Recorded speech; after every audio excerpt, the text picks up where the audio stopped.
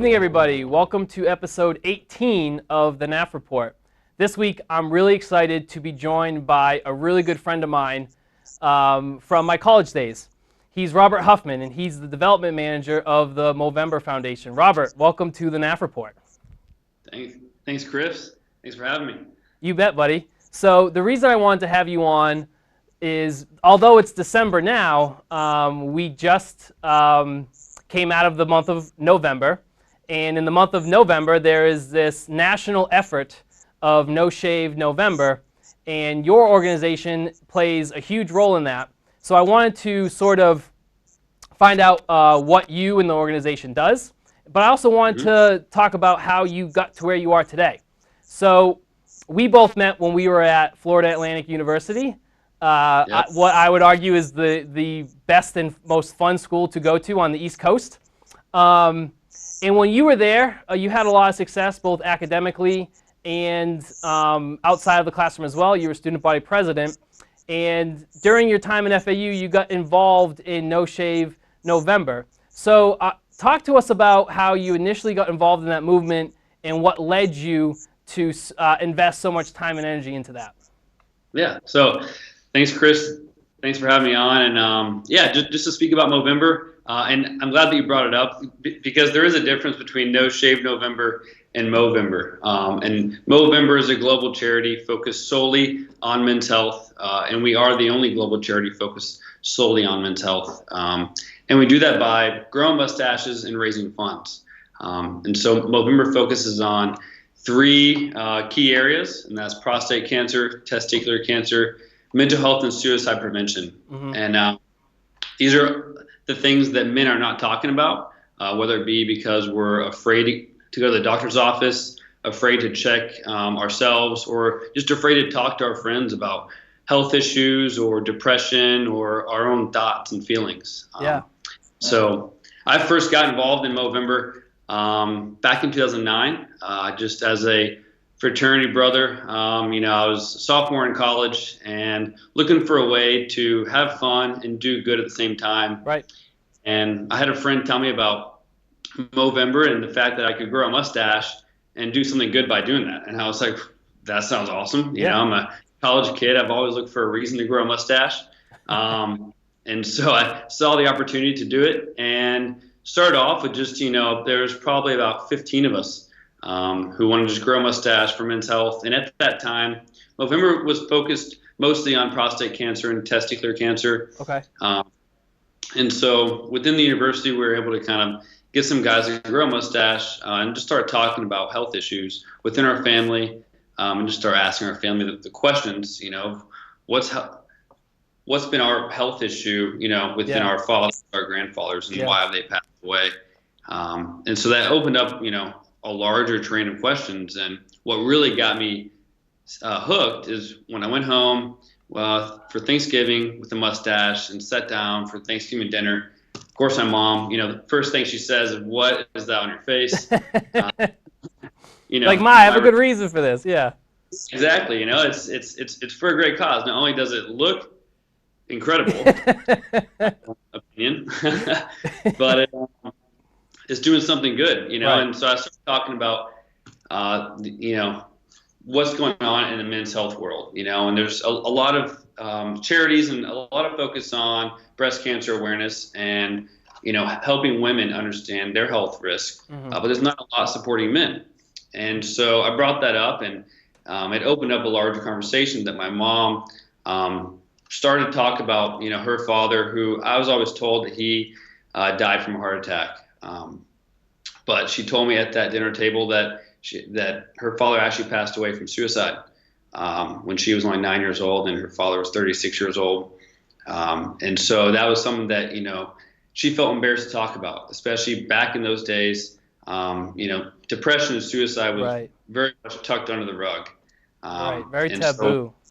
Yeah, exactly. Yeah. And so, by growing a mustache, we can actually talk about these things and not feel ashamed, that our friends and our family and even ourselves go through depression. And so just recently here in the past 5 years, Movember's opened up into our third cause, which is mental health and suicide prevention. And that's really what's got me going. And I've been doing Movember for 9 years now. And I love it. I love the fact that we can have fun and do good and Right. stir up the nonprofit world by doing peer-to-peer fundraising and get people to sponsor your mustache. Yeah, and I could see just from the short time, although it feels like a long time ago, it doesn't feel like a long time ago, I should say. The short time we were on campus together at FAU, I saw year over year the growth and popularity of the movement and how much, or how effective, I should say, it was. Quite a substantial amount of money was raised just on our campus alone. Do you have a sense of maybe like annually how much you folks are able to raise throughout the year in the month of November itself? And I'll even take it back a little bit just to give you a little bit of history, just to show the progression of Movember. Globally, Movember's been around for 15 years. It was founded in Melbourne, Australia in 2003. And it was just three guys growing mustaches just because they thought it was funny. And then they were able to raise some money, and they made the largest donation to the Prostate Cancer Foundation of Australia, which was $50,000. And they thought, wow, this actually has some potential to do something big in the world. And so since then, over 15 years, Movember has raised almost $800 million, which has gone to fund over 1,200 programs in 21 countries. And so annually, we're about $60 million at this point. And so and those are focused on, a multitude of cancer research funds that we do, programs that help young men and boys, who are going through difficult times mentally, especially if they've gone through violence in their home or gang violence. We're trying to get them on the right path. And so these dollars that we raise from a simple mustache are going to help save lives anywhere from young boys up to old men. And the reason I wanted to bring up the financial aspect of what you folks do is that the numbers are big. You folks do a lot to raise a lot of money that goes to some of these really, really important programs. And what I think, just from an outsider's perspective, it seems like at the same time, people have the willingness to talk about some of these issues is stronger today. To your point, even in families, what unfortunately used to be swept under the rug now can be brought to the table and discussed. And it seems like our willingness to do that also has huge, huge benefits, both psychologically, because we can actually have the conversation, but our ability to have the conversation yields some really impactful results financially and what you're able to do with that money in helping men of all ages live a healthier life, both physically and mentally. So it just seems that because of the work that folks like you have done to bring this to the forefront, to say this is a really important issue that not enough folks understand, you're already seeing the results of all those efforts.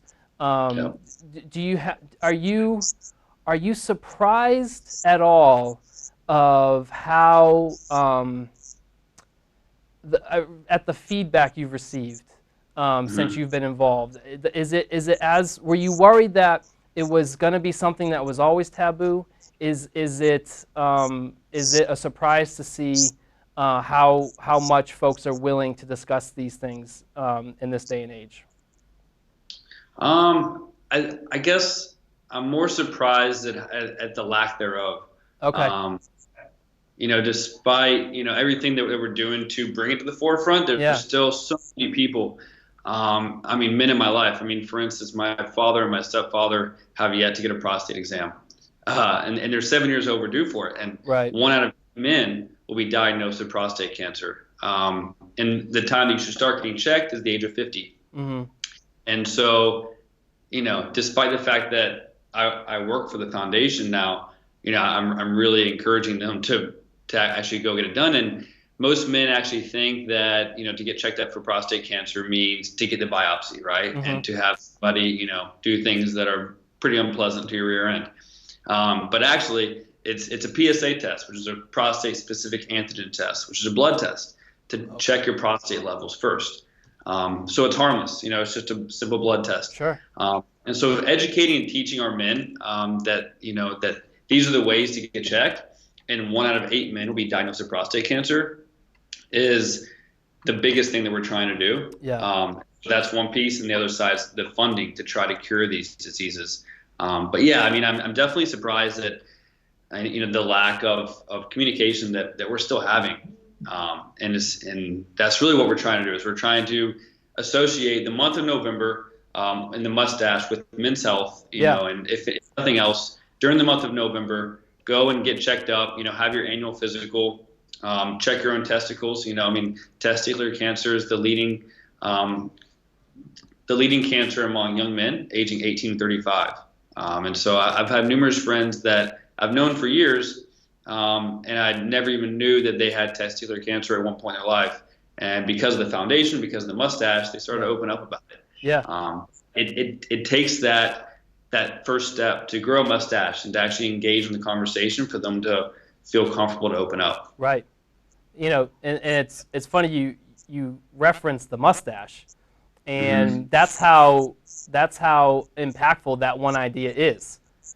A mustache can lead to a very, very important conversation for millions of men's lives, and that's why I think the idea to me is so special, because it really is as simple as growing a mustache. Now, Robert, I think you grow a better mustache than I do. Full disclosure, but I love the fact that it's something that any guy can get involved in, and I think, from my perspective, any guy should, because of all the important conversations you've had and all the issues you brought up, and the fact that you can make an impact on something that affects 1 in 8 men is really special. Now, let me ask you this. You weren't always working for the Movember Foundation. You had, for a period, a career in, for lack of a better term, the corporate world, and that's nothing. I'm an accounting major. I'm still an accounting nerd at heart. There's nothing wrong with having a career in that field, but you're not there anymore. You're working for a foundation that you clearly have a deep passion for. So walk us through how you got to the Movember Foundation, and where you were before, and why you decided to sort of, in a pretty drastic way, pivot your career at this pivotal point. Yep. Yeah, so coming out of school, I was a business major, majored in marketing and management. And being the student body president, you're able to shake a lot of hands, and you sit on the board of trustees. So you meet a lot of, high net worth individuals. Sure. And so I was able to become an intern for an aircraft leasing company, which is an industry that I had no idea even existed. Right. But I saw an opportunity to learn about finance and investing, and I thought I would take it because it was a unique opportunity.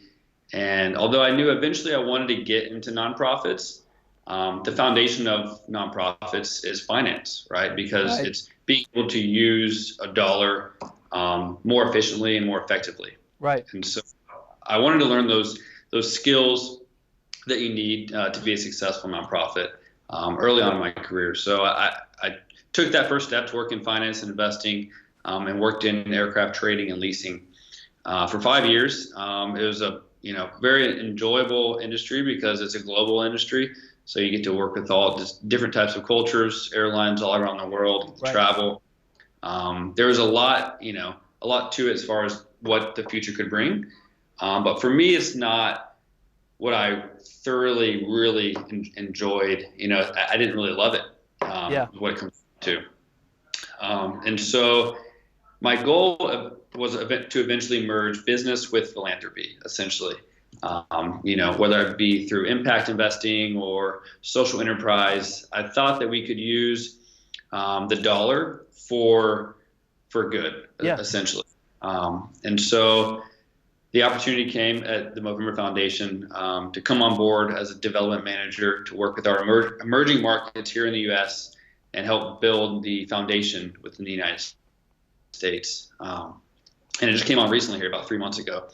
And so I saw it, as a perfect opportunity for me to get into the world of nonprofits for an organization that I truly believe is making a difference, and learn the different types of nonprofit development. Here at Movember, we do a lot of grassroots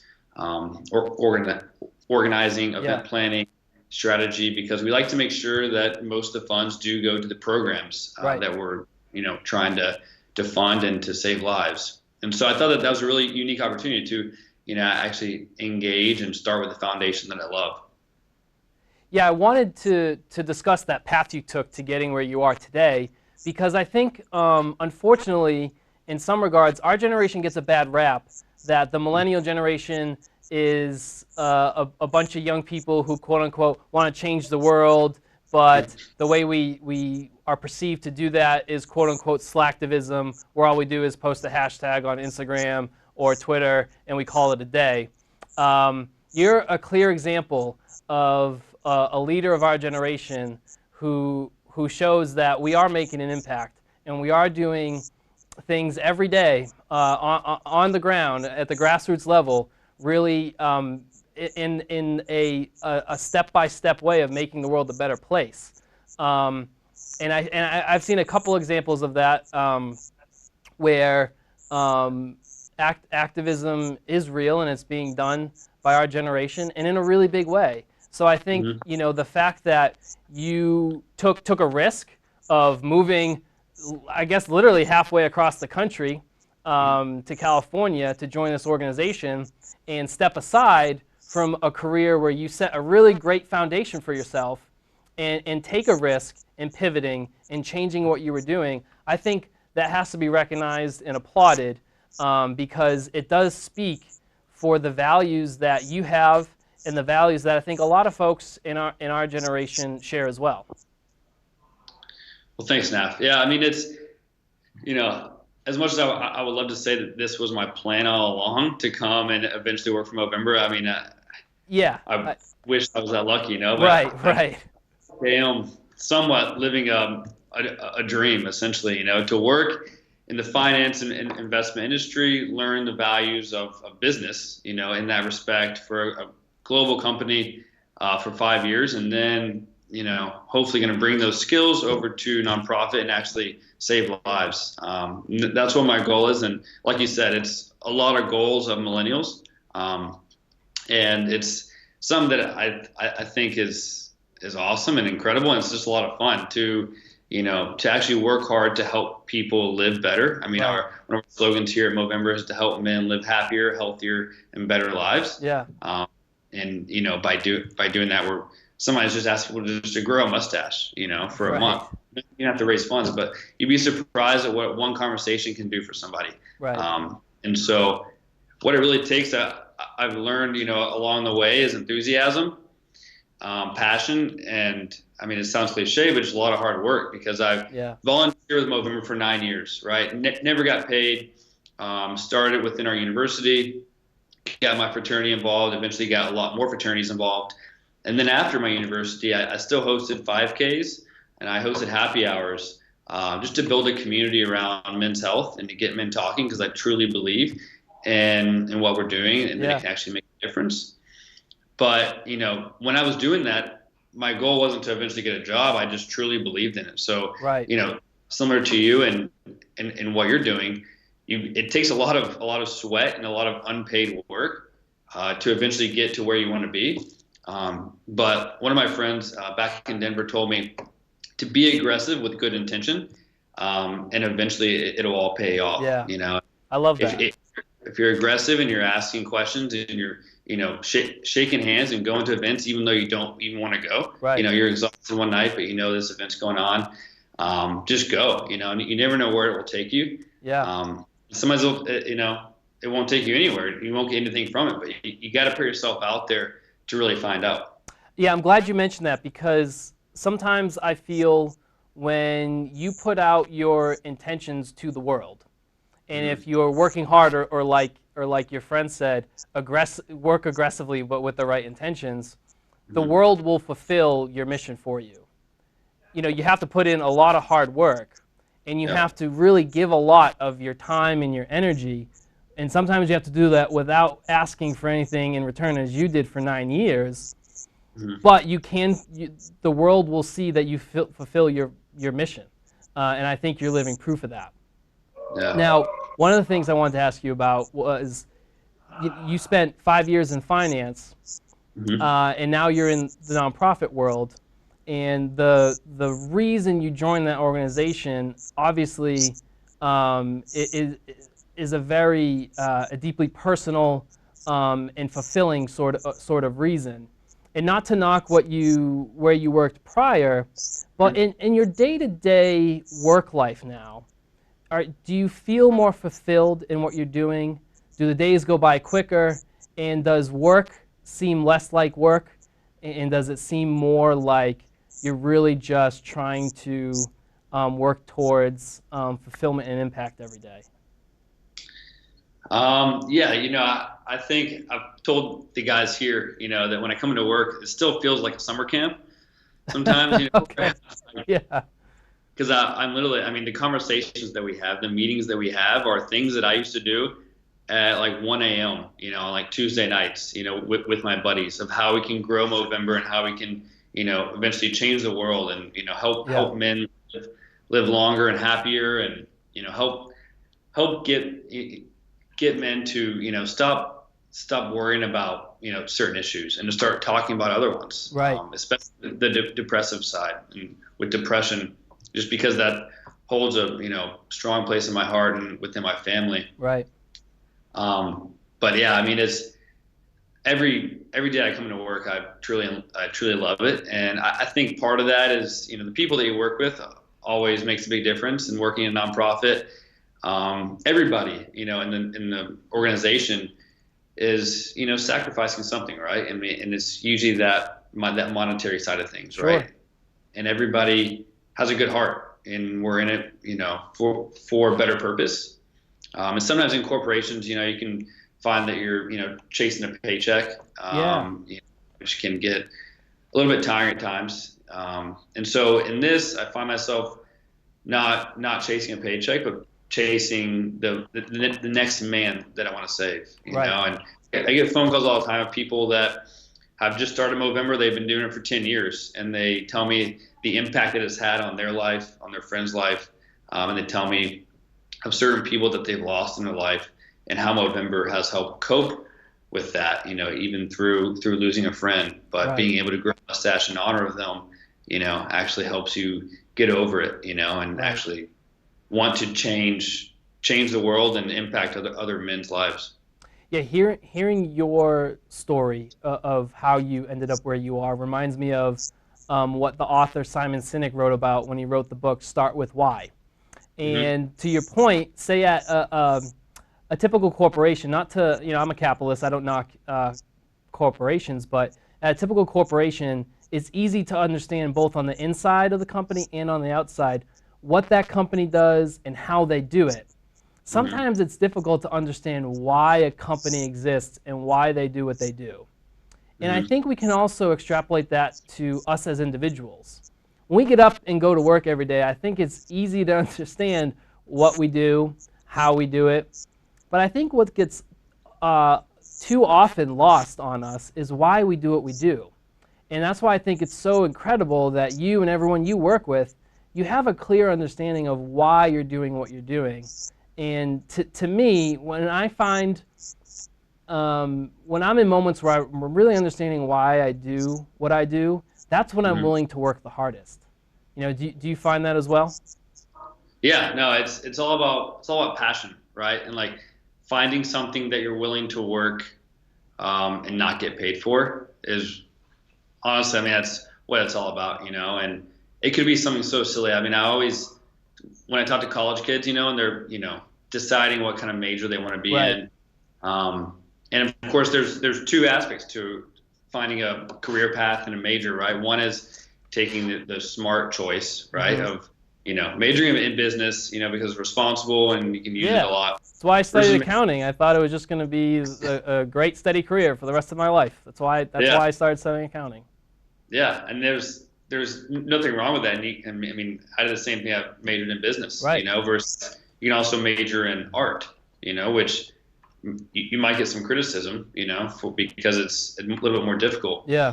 But if you're going into work or if you're studying what you actually enjoy, I mean, then you find happiness in it. Essentially, that's what we're all chasing, right? We're all chasing happiness. Some people see it in a paycheck. Some people see it in art, in music, or in changing lives. Whatever it is, whatever you're passionate about. If you have passion, enthusiasm for it, it goes a lot further than just chasing something because everybody else tells you that you should. Right. And that path to happiness is going to be unique for everybody. So, it's great that you have found a great organization to work with, and it's work that fulfills you. That's not going to be the same for everybody. And I think that's what, at least for me, that's the trap I fell into, leaving high school, entering college, and progressing within my curriculum. I was just trying to be the best I could on the same path that everyone else was on. Yeah. But I think, and you might agree, what I found was, towards the end of college and post-graduation, everyone ends up on a really, really unique path. And what I think is important is finding a way to make that path work the best for you and what's going to fulfill you and bring you happiness. To your point, that's what we're really chasing. Yep. No, exactly. And I saw that with the route that I was on in finance and investing. A lot of my friends and family, they told me, like, wow, that's such a great career. Right. I wish I could do that. And I would agree, yeah, it is a great career. But at the same time, it wasn't for me, basically. I mean, there's tons of great career paths and great opportunities that are out there. But eventually, you got to just learn to say no or do it, and sometimes it takes you to actually do it and try it to learn what you like and what you don't like. Right. For me, working in the nonprofit world, or at least trying to merge business with philanthropy, brings me a lot more happiness than other things. Yeah, I couldn't agree more. And I'm just really a fan of what you do. And I think the story of how you got to where you are is really incredible, and it should be recognized and championed, because I think if more people go through the process you went through to find out where you should be, I think our generation will really sort of achieve what we hope to achieve. So, yep. Robert, I really appreciate you coming on. I appreciate you as a friend, and I really love what you all are doing at the Movember Foundation. So thank you so much. Keep up the good work, and I hope to see you soon, maybe at an FAU football game. Yeah, hopefully, man. Thanks again for having me on, man. Really love what you're doing as well, man. Well, thanks, buddy. I appreciate it. Yep. Well, folks, that will do it for us this week on the Naff Report. Till next time, good night, Millbury.